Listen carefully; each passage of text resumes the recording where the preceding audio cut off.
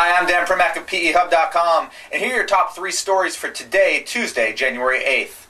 Leading us off, Apollo Management announced that it's completed a $1 billion equity investment in Norwegian Cruise Lines, which is owned by Star Lines. Now, Star will hold the other 50%, but for Apollo, this makes it one of the largest cruise line operators, or at least cruise line owners, in the world. Last year, it did 2 other cruise deals, acquiring something called Regent Seven Seas from Carlson, and also acquiring something called Oceania Cruises. So this makes Apollo's platform not only one of the largest in the world, by far larger than any other private equity firm had.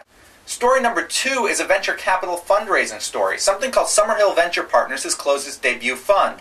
Now, Summerhill isn't exactly new. It used to be called BCE Capital, the corporate venturing arm of Bell Canada.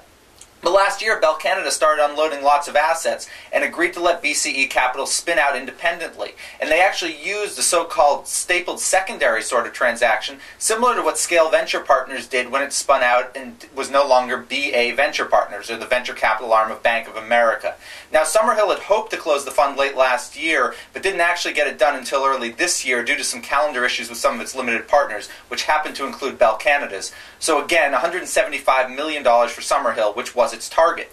Finally, last story, the big news at Bear Stearns today is that CEO Jimmy Kane is stepping down. But for our purposes, there's also another departure at Bear Stearns that bears note.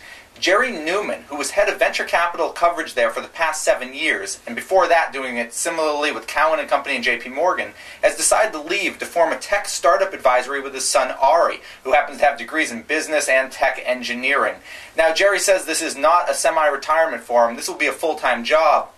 And by working at this new firm, he'll have more flexibility to invest in companies and sit on company boards. As of right now, he currently sits on the boards of both Podshow and Desi Hits, but he does so both independently of Bear Stearns. They were individual investments. That's been your top 3 for today. Make sure to check back at PEHub.com all day for news and analysis.